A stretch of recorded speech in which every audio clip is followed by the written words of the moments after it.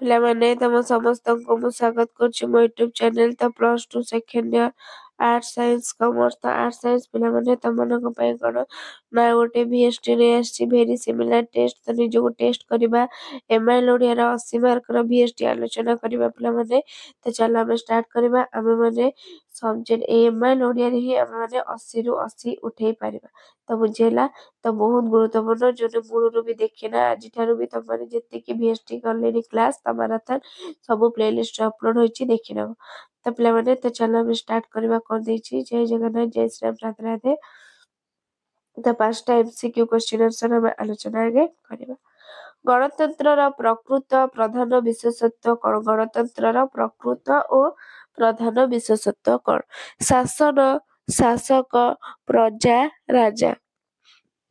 ଗଣତନ୍ତ୍ରର ପ୍ରକୃତ ପ୍ରଧାନ ବିଶେଷତ୍ୱ କଣ ପିଲାମାନେ କିଏ କହିବ ଏଇଟା? ନା ତମର ହେଇଯିବ କଣ ନା ଶାସନ। କଣ ନା ଗଣତନ୍ତ୍ରର ପ୍ରଧାନ ବିଶେଷତ୍ୱ କଣ ପିଲାମାନେ? ନା ଶାସନ। ତ ପରବର୍ତ୍ତୀ କ୍ୱେଶ୍ଚିନ୍ ଦେଖିବା କଣ ଦେଇଛି। ଉତ୍କଳ କମଳର କେଶର ବୋଲି ଲେଖକ କାହାକୁ କହିଛନ୍ତି? ଉତ୍କଳ କମଳର କେଶର ବୋଲି କାହାକୁ କହିଛନ୍ତି? କଟକ, ସମ୍ବଲପୁର, ନୀଳାଚଳ, କୋଣାର୍କ। କାହାକୁ? ନା ଉତ୍କଳ କମଳର କେଶର ବୋଲି ନୀଳାଚଳକୁ କୁହାଯାଇଛି। କାହାକୁ? ନା ନୀଳାଚଳ। ନେକ୍ସଟ, ଛୁଆଁ ଅଛୁଆଁର ପୀଠସ୍ଥଳୀ ଭାରତରେ ସାମାଜିକ ନ୍ୟାୟକୁ ଲେଖକ କାହା ସହିତ ତୁଳନା କରିଛନ୍ତି? କଳ୍ପନାର ବିଳାସ, ଆକାଶ କଇଁଆ, ଚିଲିକା ମାଛ, ଆକାଶ କଇଁଆ ପରି କପୋଳ କଳ୍ପିତ, ଲଙ୍କାରେ ହରିଶବ୍ଦ। କଣ ହବ? ନା ଲଙ୍କାରେ ହରିଶବ୍ଦ। କଣ? ନା ଲଙ୍କାରେ ହରିଶବ୍ଦ। ନେକ୍ସଟ, କେଉଁ ପତ୍ରିକାରେ ସତ୍ୟ ହୋଇଥିଲେ ସାଂଘାତିକ ଉପାଗ୍ର ଲେଖାଟି ପ୍ରକାଶ ପାଇଥିଲା? କଳିଙ୍ଗ, ସଣ୍ଡେ ଷ୍ଟାଣ୍ଡାର୍ଡ, ଇଲଷ୍ଟ୍ରେଟେଡ, ଉତ୍କଳ ସାହିତ୍ୟ। କେଉଁ ପତ୍ରିକାରେ ସତ୍ୟ ହୋଇଥିଲେ ସାଂଘାତିକ ଉପାଗ୍ର ଲେଖାଟି ପ୍ରକାଶ ପାଇଥିଲା ପିଲାମାନେ? ନା କଳିଙ୍ଗ। କେଉଁ ପତ୍ରିକା? ନା କଳିଙ୍ଗ।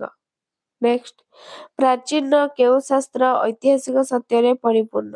ଚିକିତ୍ସା, କାବ୍ୟ, ନାଟ୍ୟ, ଧର୍ମ। କଣ ହବ? ନା ଧର୍ମ। ପ୍ରାଚୀନ ଧର୍ମଶାସ୍ତ୍ର ଐତିହାସିକ ସତ୍ୟରେ ପରିପୂର୍ଣ୍ଣ।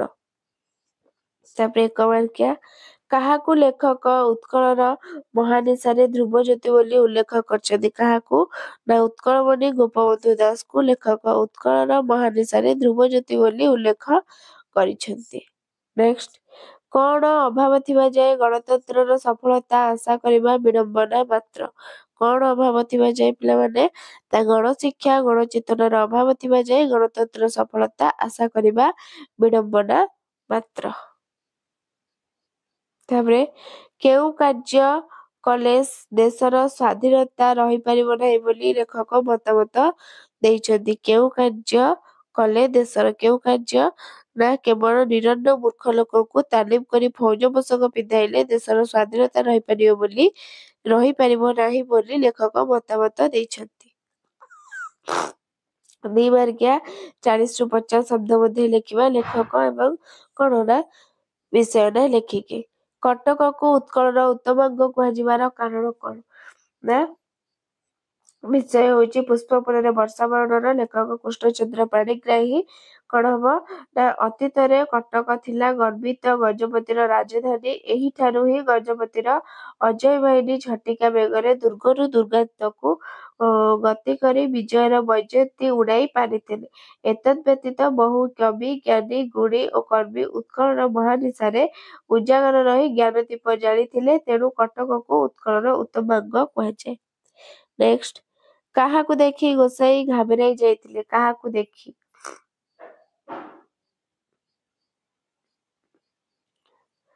କାହାକୁ ଦେଖି ପିଲାମାନେ ଗୋସାଇ ଘାବରେଇ ଯାଇଥିଲେ? ନା ପାଣୁ ରାଧୁକୁ ଦେଖି ଗୋସାଇ କଣ ନା ଘାବରେଇ ଯାଇଥିଲେ। ନୋଟ ବହି ପଢିବା ଦ୍ୱାରା କେଉଁ କେଉଁ କ୍ଷତି ହୋଇଥାଏ? ନା ନୋଟ ବହି ପଢିବା ଦ୍ୱାରା ବିଷୟ ସ୍ୱାଧୀନ ଦେଶର ଶିକ୍ଷା ଚିନ୍ତାର ଲେଖକ ଗୋଲକ ବିହାରୀ ଧଳ। ତ ନୋଟ ବହି ପଢିବା ଦ୍ୱାରା ମୌଳିକ ଚିନ୍ତାର ସ୍ଫୁରଣ ହୋଇନଥାଏ। ମୌଳିକ ଚିନ୍ତାର ବିନାଶ ହେବା ଦ୍ୱାରା ମୌଳିକ ପୁସ୍ତକ ସୃଷ୍ଟି ଅସମ୍ଭବ ହୋଇପଡେ। ଭଲ ମନ୍ଦ ବିଚାରଧାରା ଅବକ୍ଷୟ ହୋଇଥାଏ। ନେକ୍ସଟ, तो 3 मार्किया क्वेश्चन आलोचना करबा।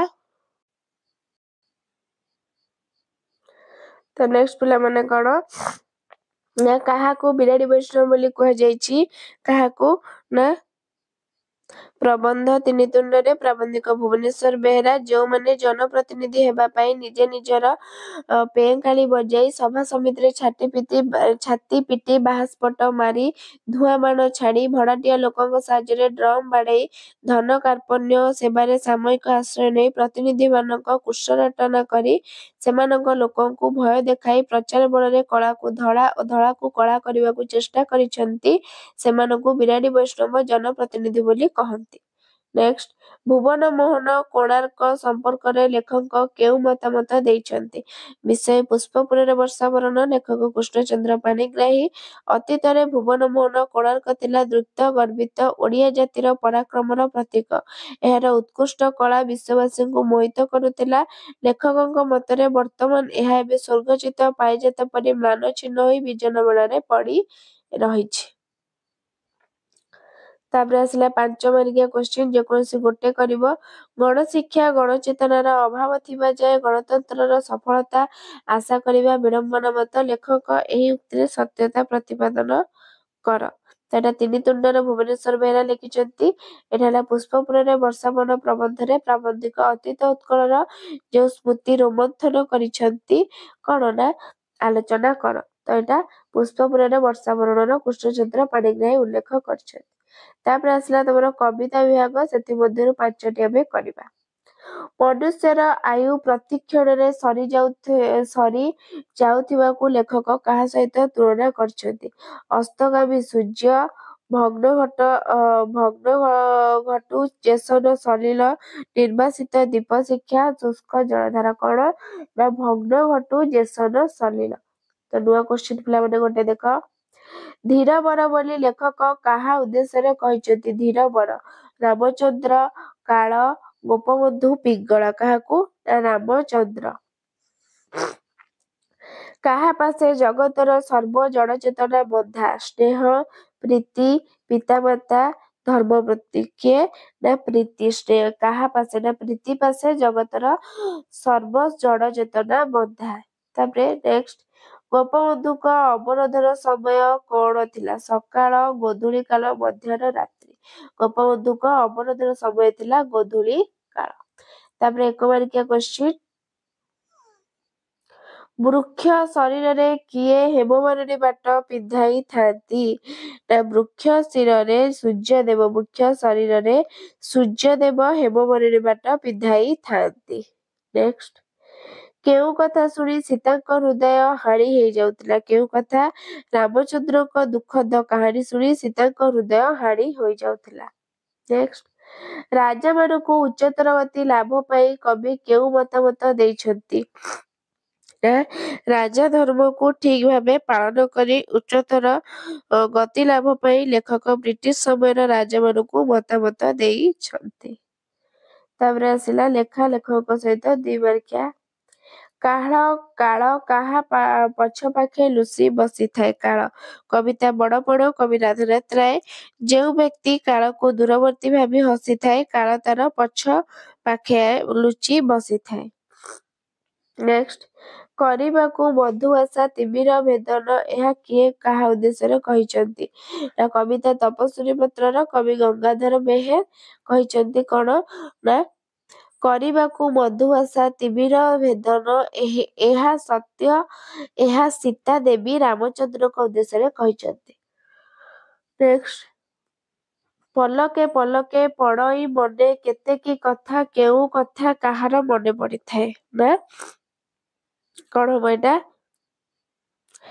ନା ଏଇଟା ଆସିଛି ବନ୍ଦୀର ବିରହ ବ୍ୟଥାର କବି ଗୋପବନ୍ଧୁ ଦାସ କଣ ଲେଖିଛନ୍ତି? ନା ଉତ୍କଳମଣି ଗୋପବନ୍ଧୁ ଦାସ ହଜାରୀବାଗ ଜେଲରେ କାରାବରଣ କରୁଥିବା ସମୟରେ ତାଙ୍କର ନିଜ ବନ୍ଧୁ ସ୍ୱଜନଙ୍କ କଥା କ୍ଷଣ କ୍ଷଣକେ ମନେ ପଡୁଥିଲା ବୋଲି ଉଲ୍ଲେଖ କରିଛନ୍ତି। ପଲକେ ପଲକେ ପଡ଼ଇ ମନେ କେତେକି କଥା। ତାପରେ 3 ମାର୍କିଆ ମୁହିଁ ତପସ୍ୱିନୀ ମତେ ନ କରିବ ଏହା କେଉଁ ପ୍ରସଙ୍ଗରେ କୁହାଯାଇଛି? ନା କବିତା ହଉଛି ତପସ୍ୱିନୀ ପତ୍ରର କବି ଗଙ୍ଗାଧର ମେହେର ଦାନ ବାରିଧି ରୂପେ ଶ୍ରୀରାମକୁ ବର୍ଣ୍ଣନା କରି ଏବଂ ନିଜକୁ ତପସ୍ୱିନୀ ରୂପେ ସୀତା ଚିତ୍ରଣ କରି କହିଛନ୍ତି ଯେ ଶ୍ରୀରାମଙ୍କ ନିକଟରେ ତପସ୍ୱୀମାନଙ୍କୁ କିଛି ଆଦାୟ ନଥାଏ। ତେଣୁ ସତୀ ସୀତା ଜଣେ ତପସ୍ୱିନୀ ହୋଇଥିବାରୁ ତାଙ୍କୁ ହେୟ ବିବେଚନା ନ କରିବାକୁ ସେ ରାମଚନ୍ଦ୍ରଙ୍କୁ ଅନୁରୋଧ କରିଛନ୍ତି ବୋଲି କଳନା କରିପାରିବ ନାହିଁ। ନେକ୍ସଟ, ପ୍ରଣୟ ବିରହ ସମ୍ପର୍କରେ କବିଙ୍କ ମତାମତ କଣ? ପ୍ରଣୟ ବିରହ କବି ହଉଛନ୍ତି କିଏ? ନା ଗୋପବନ୍ଧୁ ଦାସ। କବିତା ହଉଛି ମନ୍ଦିର ବିରହ ଗାଥା। ପ୍ରଣୟ ବିରହ ସମ୍ପର୍କରେ କବି ଅଭିମତ ଦେଇ ଲେଖିଛନ୍ତି ଯେ ପ୍ରଣୟ ରୂପକ ପିଉସରେ ବିରହ ରୂପକ ବିଷ ମିଶି ରହିଛି। ଏଭଳି ବିଚିତ୍ର ବ୍ୟବସ୍ଥା ବିଶ୍ୱବାସୀଙ୍କ ପାଇଁ ବିଧାତା ଖୋଜି ଦେଇଛନ୍ତି। ତାହାକୁ ସ୍ପଷ୍ଟ କରିବା ପାଇଁ କବି ଲେଖିଛନ୍ତି ଯେ ସୁନ୍ଦର ସରୋଜ ଚରଣରେ ଅହି ଜଡ଼ିତ ହୋଇ ରହିଥାଏ। ବିଧାତାଙ୍କର ଏଭଳି ରହସ୍ୟକୁ କବି କଳ୍ପନା କରିଛନ୍ତି। ତାପରେ ଆସିଲା 5 ମାର୍କିଆ କୋଶ୍ଚିନ୍।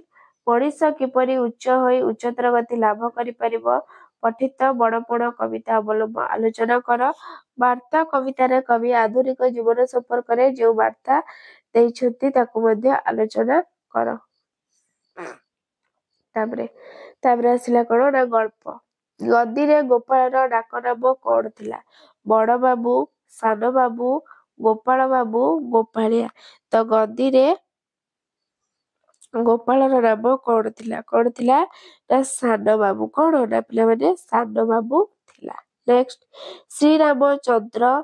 ଶ୍ରୀରାମଚନ୍ଦ୍ର କମଳ ନୟନର ନୀଲୋତ୍ପଳରେ ଦେବୀ ଆରାଧନା କରିଥିଲେ, ଏହା କିଏ କହିଥିଲେ? ଗୋପାଳ, ରାୟବାହାଦୁର, ଅରୁଣ ବିଜୟ। କିଏ? ନା ଅରୁଣ।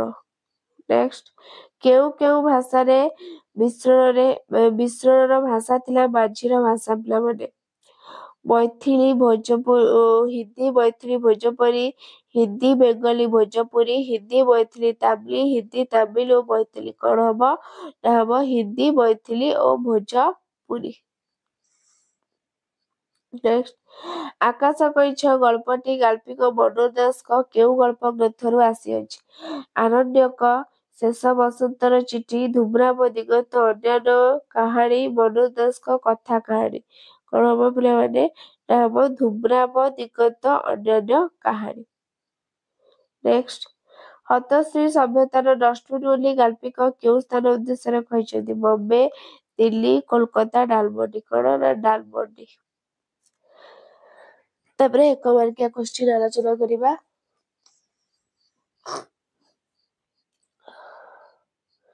ମିସେସ ମହାପାତ୍ରଙ୍କ ନାମକୁ ପୋଇଲୀ ଓ ମୂର୍ଖ ଚାକରମାନେ କିପରି ଡାକିଥାନ୍ତି?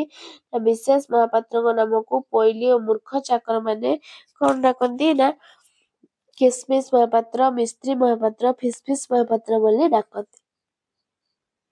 ନେକ୍ସଟ, ଯାହାର ଦାନା ଖାଇବୁ ମଣିଷ ତାର ନିମ ଖାରମେ ଅସମ୍ଭବ, ଏହା କିଏ କହିଥିଲେ? ଏହା ରାୟବାହାଦୁର କହିଥିଲେ। ନେକ୍ସଟ, ରୂପନାରାଶା ଗଳ୍ପଟି ଗାଳ୍ପିକ କେଉଁ ଗଳ୍ପ ଗ୍ରନ୍ଥରୁ ଉଦ୍ଧୃତ? ନା ଝଡ଼ର ଲଗଇ ଓ ଧରଣୀର କୃଷ୍ଣସାର ଗଳ୍ପର ସଂକଳନରୁ ଉଦ୍ଧୃତ। ତାପରେ ଆସିଲା 2 ମାର୍କିଆ। କଚ୍ଛପ ମାଂସ ଖାଇବା ସମ୍ପର୍କରେ ସେନାପତି କଣ କହିଥିଲେ? ନା ଗଳ୍ପ ଆକାଶ କଇଁଛ ନା ଗାଳ୍ପିକ ମନୋଜ ଦାସ। କଚ୍ଛପ ମାଂସ ଖାଇବା ସମ୍ପର୍କରେ ସେନାପତି କହିଥିଲେ ଯେ ଯଦିଓ ଛାମୁକ ଭଳି ମୁଁ ବି ଛାର କଚ୍ଛପ ମାଂସ ଖାଇବାକୁ ପସନ୍ଦ କରେ ନାହିଁ, ଏଇଟିରୁ ବରଂ ଫାଳେ ଖାଇବି, କାରଣ ଅଧିକ ଦକ୍ଷତା ସହ ରାଜସେବା କରିବା ନିମନ୍ତେ ମୁଁ ଗଣ୍ଠିପାତରୁ ସହଜ ମୁକ୍ତି ପାଇବା ଆବଶ୍ୟକ। ନେକ୍ସଟ, କଣ କରି ଏ ଜାତି ମାଷ୍ଟରଙ୍କ ଚାଟଶାଳକୁ ଫେରି ଆସିବ ବୋଲି କୁହାଯାଇଛି? କଣ କରି? ନା ଗଳ୍ପ ରୂପନାରାୟଣ ସାର, ଗାଳ୍ପିକ ଅକ୍ରିମୋହନ ପଟ୍ଟନାୟକ। ଜନକର ପାଦତଳେ ଜାନୁପତି କ୍ଷମା ମାଗି ପୁଣି ଥରେ ବାଧ୍ୟ ଶିଶୁ ପରି ସିଲଟ ଧରି ଏ ଜାତି ମାଷ୍ଟରଙ୍କ ଚାଟଶାଳୀକୁ ଫେରି ଆସିବ ବୋଲି କୁହାଯାଇଛି। ବ୍ରିଟିଶର ଗୋଲାମ ପାଇଁ ସ୍ଥାନ ନାହିଁ ଏଠି, ଏହା କେଉଁ ପ୍ରସଙ୍ଗରେ କୁହାଯାଇଛି? ନା ଗଳ୍ପ ପତାକା ଉତ୍ତୋଳନ, ଗାଳ୍ପିକ ସୁରେନ୍ଦ୍ର ମହାନ୍ତି। ରାୟବାହାଦୁର ଯେତେବେଳେ ୟୁନିୟନ ଜାକରୁ ଘରେ ଉତ୍ତେଜିତ କରିଥିଲେ ସେତେବେଳେ କଣ ହେଇଥିଲା ନା ସେତେବେଳେ ବିଜୁ ଏହାକୁ ଦେଖି କ୍ରୋଧାନ୍ୱିତ ହୋଇ ଝାମ୍ପି ଉଠାଇ ନେଇ କହିଥିଲା, ଏ ଦେଶ ଆମର, ବ୍ରିଟିଶର ଗୋଲାମ ପାଇଁ ସ୍ଥାନ ନାହିଁ ଏଠି ବୋଲି କହିଥିଲା। ତାପରେ 3 ମାର୍କିଆ, ଜଣେ ହତ୍ୟାକାରର ଭୀରୁ ସଂକୁଚିତ ବିବେକ ନେଇ ଚାଲିଛି ମୁଁ, ଏହା କେଉଁ ପ୍ରସଙ୍ଗରେ କୁହାଯାଇଛି ପିଲାମାନେ?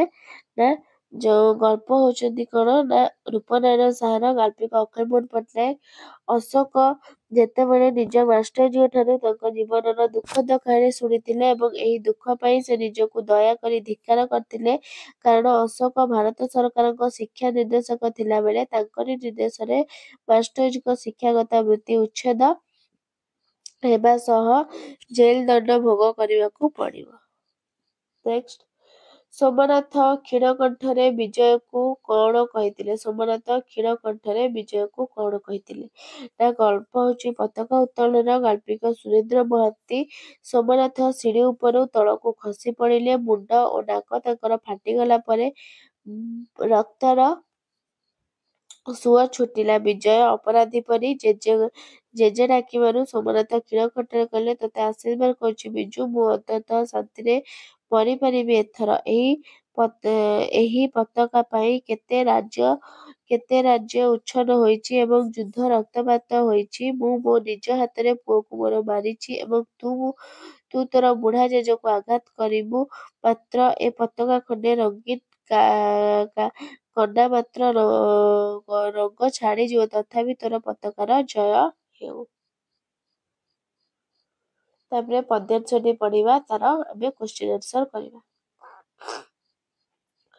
କ୍ଷଣେ ନିବିଡ଼ତମ ଗ୍ରାସର ଧରା, କ୍ଷଣେ ଉପୁଜିବେ ପୁଣି ପ୍ରଚଣ୍ଡ ଖରା। କୁସଙ୍ଗ ଏହିପରି ସୁଜ୍ଞାନ ନାଶେ, ସୁସଙ୍ଗ ଏହିପରି ଜ୍ଞାନ ପ୍ରକାଶେ। ଦେଶ ମିଳନ ହୋଇ ଆଶ୍ରମ ସର, ନବହେ ହୃଦେ ଛବି। କଣ ନା ତୀର ବନର ମତିକି କଳୁଷିତ କଲେ ଯେ ସେନେ, ଅକ୍ଷମ ଜନେ ପରେ ଗୁଣ ଗ୍ରହଣେ। ଦେଖ ଦେଖ ଅଜ୍ଞାତେ ସରସି ଜଳେ, ପଡ଼ି ମଣ୍ଡୁକ କ୍ରୂର ଅହି କବଳେ। ବିକଳେ ରାବୁ ରାବୁ ଊର୍ଦ୍ଧ୍ୱେ ଉଡ୍ଡୀନ, ଉହୁଙ୍କି ଶିଶୁ କଙ୍କି ଦେଲା ଗିଳିନ। କାଳ କବଳେ ସିନାଏ ରୂପେ ଭାଇ, ଆରତେ ନରଘାରି ହେଉଣ ଥାଇ। ତେବେ ହେ ମନସାଇ ଲଭିଏ ଦଶା, ମେଣ୍ଟାଇବୁ ଭବଭୋଗ ଲାଳସା। ବରଷା କାଳ ଅଟେ ଉଦ୍ଭିଦ ମିତ୍ର, ମାତ୍ର ପଙ୍କଜ ମଲା ନୋହେ ବିଚିତ୍ର। ଜଳ ଗହଳ ହେଲା ତା ପକ୍ଷେ ଯମ, ଅତି ସମ୍ପଦ ବାବୁ ମହା ବିଷମ। ପ୍ରଶ୍ନ କରିଦେଲା, କୁସଙ୍ଗ କିପରି ସୁଜ୍ଞାନ ନାଶ କରେ? ଦେଖ, କ୍ଷଣ ନିବିଡ଼ତମ ଗ୍ରାସରେ ଧରା, କ୍ଷଣ ଉପୁଜେ ପୁଣି ପ୍ରଚଣ୍ଡ ଖରା। କୁସଙ୍ଗ ଏହିପରି ସୁଜ୍ଞାନ ନାଶେ, ସୁସଙ୍ଗ ଏହିପରି ଜ୍ଞାନ ପ୍ରକାଶ। ମାନେ କୁସଙ୍ଗ କିପରି ସୁଜ୍ଞାନ ନାଶ କରେ? ନା କ୍ଷଣକ ମଧ୍ୟରେ କଣ କରେ? ନା କ୍ଷଣକ ମଧ୍ୟରେ ପ୍ରଚଣ୍ଡ ଖରା ଯେମିତି ନିବିଡ଼ତମ ଧାରାକୁ ଗ୍ରାସ କରିଥାଏ, ଠିକ୍ ସେହିପରି କୁସଙ୍ଗ ସୁଜ୍ଞାନକୁ ନାଶ କରେ। ତାପରେ ପରବର୍ତ୍ତୀ କ୍ୱେଶ୍ଚିନ୍ କରିଦେଇଛି,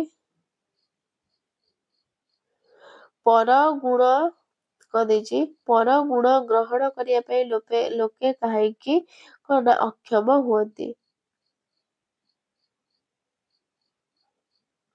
ଦେଖ ଏଇଠି ଦେଇଛି, ମତିକି କଳୁଷିତ କଲେ ଯେ ସନେ, ଅକ୍ଷମ ଜନେ ପର ଗୁଣ ଗ୍ରହଣ। ମାନେ ମତିକୁ କଳୁଷିତ କଲେ ପର ଗୁଣ ଗ୍ରହଣ କରିବା ପାଇଁ ଅକ୍ଷମ ହୋଇଥାନ୍ତି। ନେକ୍ସଟ କରିଦେଇଛି, ମଣ୍ଡୁକଟି କାହିଁକି ବିକଳରେ ରାବୁଛି? ମଣ୍ଡୁକଟି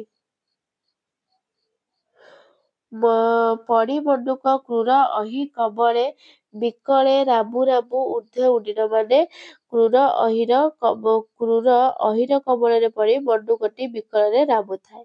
ନେକ୍ସଟ ଅଛି, କେଉଁ ଦିଶା ଲାଭିବା ସତ୍ତ୍ୱେ ମନୁଷ୍ୟ ଭୋଗ ଲାଳସା, କେଉଁ ଦଶା ଲାଭିବା ସତ୍ତ୍ୱେ ମଣିଷ ଭୋଗ ଲାଳସା ଛାଡ଼ିପାରେ ନାହିଁ? କେଉଁ ଦଶା? ନା ଦେଖ, କାଳ କବଳେ ସିନା ଏରୂପେ ଭାଇ, ଆରତେ ନରଘାରି ହେଉଣେ ଥାଇ। ତେବେ ହେ ମନସାଇ ଲଭିଏ ଦଶା, ମେଣ୍ଟାଇବୁ ଭବଭୋଗ ଲାଳସା। ମାନେ କାଳ ପ୍ରଭାର ଦଶା ଲଭିବା ସତ୍ତ୍ୱେ ମନୁଷ୍ୟ କଣ ନା ଭବ ଭୋଗ ଲାଳସା ଛାଡ଼ିପାରେ ନାହିଁ। ନେକ୍ସଟ, ପଙ୍କଜର ମୃତ୍ୟୁର କାରଣ କଣ?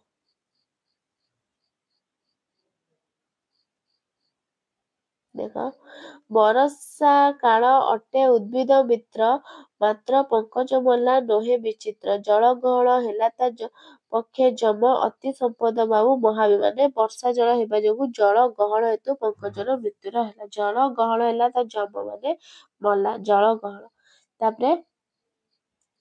ତାପରେ କଣ ଦେଇଛି ନା ତମର କଣ ନା ସର୍ଜନାତ୍ମକ ରଚନା। ଅତି ଲେମ୍ବୁ ଚିପୁଡ଼ିଲେ ପିତା, ମତେ ଯେତେ ମାଠିବୁ ମାଠେ ଘର ଢିଙ୍କି କୁମ୍ଭୀର ଚାରି ମାରିକିଆ। କିମ୍ବା ତମେ ଅନୁଚ୍ଛେଦ ପଢିବ, ତ ଅନୁଚ୍ଛେଦ ପଢିକି ତମେ କଣ ନା କରିବ।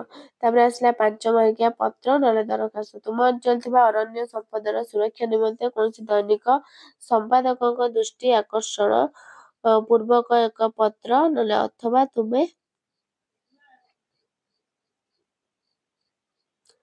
ଅଞ୍ଚଳରେ ଏକ ବାତ୍ୟା ଆଶ୍ରୟସ୍ଥଳ ନିର୍ମାଣର ଆବଶ୍ୟକତା ଦର୍ଶାଇ ଗୋଷ୍ଠୀ ଉନ୍ନୟନ ଅଧିକାରୀଙ୍କ ନିକଟକୁ ଦରଖାସ୍ତ। ତାପରେ 11ଟା କ୍ୱେଶ୍ଚିନ୍ କଣ ନା ତମର MCQ। ଚଷୁ କୁଟିବା ରୂଢିଟିର ଅର୍ଥ କଣ? ଜୋରରେ ଖଟିବା, ବୃଥା ପରିଶ୍ରମ କରିବା, ଗୁହାରି କରିବା, ପରିଶ୍ରମ ନ କରିବା। କଣ ହବ ନା ଚଷୁ କୁଟିବା। ନା ଚଷୁ କୁଟିବା ହେଲା ବୃଥା ପରିଶ୍ରମ, କଣ ନା ବୃଥା ପରିଶ୍ରମ କରିବା। ମୁହଁ ଭାଙ୍ଗିଦେବା ରୂଢିଟିର ଅର୍ଥ କଣ? ମୁହଁ ଭାଙ୍ଗିଦେବା, ଗର୍ବ କରିବା, ଟାଣପଣ ଭାଙ୍ଗିବା, ଗର୍ବ ନ କରିବା, ଅସହାୟ ହେବା। କଣ ହବ ନା ଟାଣପଣ ଭାଙ୍ଗିବା। ନେକ୍ସଟ, ବାହାକୁ ବତା ରୂଢିଟିର ଅର୍ଥ କଣ? ସାହା ହେବା, କ୍ଷୀଣ ଆଶ୍ରୟ, ନିଜ ସୁବିଧା ଦେଖିବା, ଧୈର୍ଯ୍ୟ କରିବା। କଣ ନା ବାହାକୁ ବତା ରୂଢିଟିର ଅର୍ଥ ହଉଛି କ୍ଷୀଣ ଆଶ୍ରୟ। ସହିବାର ଇଚ୍ଛା ଏକ ପଦରେ ପ୍ରକାଶ କର। ସହନୀୟ, ସହାୟ, ତିତିକ୍ଷା, ଶୁଶ୍ରୂଷା। କଣ ହବ ନା ସହିବାର ଇଚ୍ଛା ହବ କଣ ନା ତିତିକ୍ଷା। ନେକ୍ସଟ, ଯିଏ ପାଳନ କରେ ଏକ ପଦରେ କଣ ହବ? ପିତା, ଭ୍ରାତା, କର୍ତ୍ତା, ରାଜା। କିଏ ନା ଯିଏ ପାଳନ କରେ ସିଏ ହବ କିଏ ନା ପିତା। ନେକ୍ସଟ, ତରଣୀ ଶବ୍ଦର ଅର୍ଥ କଣ? ସୂର୍ଯ୍ୟ, ନୌକା, କରଣୀ, ନଦୀ। ତରଣୀ ଶବ୍ଦର ଅର୍ଥ କଣ ନା ତରଣୀ ହଉଛି ନୌକା। ହ୍ରଦ ଶବ୍ଦର ଅର୍ଥ କଣ? ବାତିଲ, ବଳ, ଦନ୍ତ, ଧ୍ୱଂସ। ହ୍ରଦ ଶବ୍ଦର ଅର୍ଥ କଣ ନା ହ୍ରଦ ଶବ୍ଦର ଅର୍ଥ ହଉଛି ଦନ୍ତ। ସେମିତି ଆଗମନ ଶବ୍ଦର ବିପରୀତ ଅର୍ଥ କଣ? ଆଗମନର କଣ ନା ଆଗମନର ହେଇଯିବ କଣ ନା ତିରୋଧାନ, ପ୍ରସ୍ଥାନ, ବିସର୍ଜନ, ଗମନ। କଣ ହବ ନା ଆଗମନ, ପ୍ରସ୍ଥାନ। ଜ୍ଞାତ ଶବ୍ଦର ବିପରୀତ ଅର୍ଥ କଣ? ଜ୍ଞାତର ଅଜ୍ଞାତ, ମୂର୍ଖ, ଅଜ୍ଞାନୀ, ଜ୍ଞାନୀ। ଜ୍ଞାତ, ଅଜ୍ଞାତ। ତାପରେ ଶାରୀରିକ ଶବ୍ଦଟିକୁ ଠିକ କରି ଲେଖ। ଶାରୀରିକ ହବ କୋଉଟା ନା ଶାରୀରିକ ଏଇଟା। ବିଶେଷଣ ଶବ୍ଦଟିକୁ ଠିକ କରି ଲେଖ। ବିଶେଷଣ କଣ ନା ବି ତାଳବେଶ ଆକାରରେ ସେ ବୁଦ୍ଧେଶଣ। ତ ପିଲାମାନେ ଇଏ ଥିଲା ତମର କଣ ନା 80 ମାର୍କର ମାରାଥନ କ୍ଲାସ MIL ଓଡିଆର ବହୁତ ଗୁରୁତ୍ୱପୂର୍ଣ୍ଣ। ଯୋଉମାନେ ମୂଳରୁ ନ ପଢିଛ ଆକୁ ମାନେ ପଢିବ, ଦେଖିବ। ତ ଭିଡିଓଟି ଭଲ ଲାଗିଥିଲେ ଲାଇକ୍, ସେୟାର, ସବସ୍କ୍ରାଇବ କରିଦବ। ରହୁଛି, ଧନ୍ୟବାଦ। ଜୟ ଜଗନ୍ନାଥ।